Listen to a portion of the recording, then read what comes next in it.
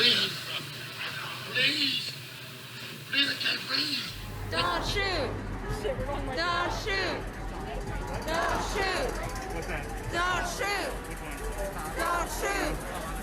Don't shoot. Don't shoot. Don't shoot. Before doing this job, I'm a black man first who happens to be a man in blue. Sergeant James Fuqua, 15 years on the job, and my current assignment is Public Information Officer for the Columbus Division of Police, or in simpler terms, the police spokesperson. You know, there's a lot of conflict at times because being a lifelong resident of Columbus and growing up, being born and raised on the south side of Columbus, you know, in the early 90s as a teenager, my relationship with officers was not good. And then now doing this job, I see a lot of parallels with how sometimes young people of color or anyone of color in the city is perceived, not necessarily by the police department, but just by the community in general if they don't understand that neighborhood or that dynamic. So I see both sides of this equation, and I understand from the black community's perspective how upset and how frustrating things are, to where things have risen to the amount of protesting that has happened. But I also understand from the policing side of it just how important it is to have police and have that balance and trying to strike that healthy relationship between protesters, demonstrators, and the police department. So I've seen it all. It has been eye-opening.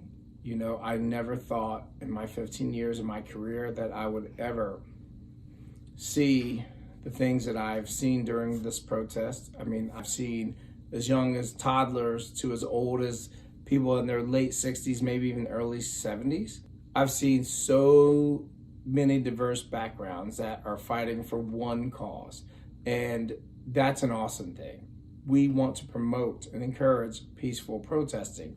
However, the flip side of the positive that I have seen is the negative, where it went from peaceful to now people committing criminal acts, such as criminal damaging, vandalizing, you know, taking things from stores, burglarizing, committing felonies, like actual crimes that is distracting and taking away from what the original message is. So I've seen it all. I've seen many officers get injured. So these officers are out there on the front line, regardless of how much we may know they don't agree with us or want us there, and getting bottles and rocks and objects thrown at us. We continue to stay out there because we took an oath to protect the community. We have lost sight that we are still in a pandemic. And I think, honestly, one of the big things, what precipitated these riots and these protests, people have asked me, well, why is this one different? Well, this one is different because of a lot of factors. Let's start here. So the trauma of all of Americans being in a pandemic for months, and then the video of Ahmaud Arbery comes out, and then Breonna Taylor in Louisville, and then Mr. Floyd in Minneapolis.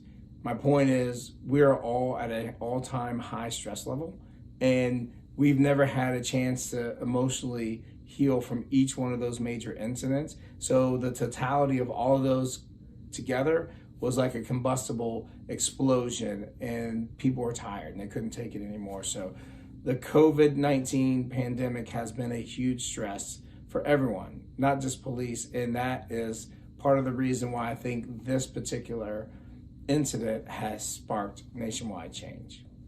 I don't know if there's one solution. I think it's more of a combination of things.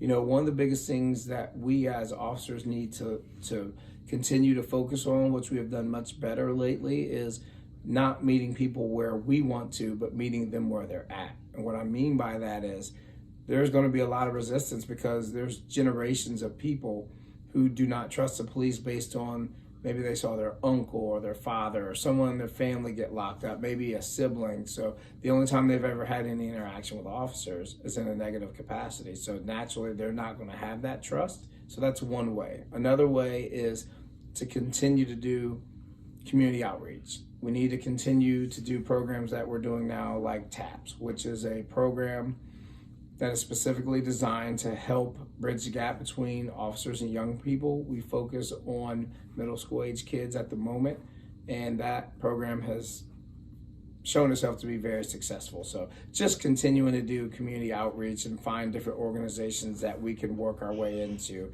as far as getting the community to really trust us.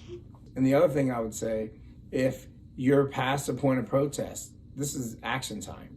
We are in the action phase of this. For the first time in this country's history, every police department is on notice, not just here in Columbus, but nationwide, even worldwide. So you have our attention. Now it's a call to action. Start taking your action steps to actually have your voice heard. Find out who your representatives are in your local government. Find out what city council leadership that you have. Find out what community liaison officers you have from a policing perspective.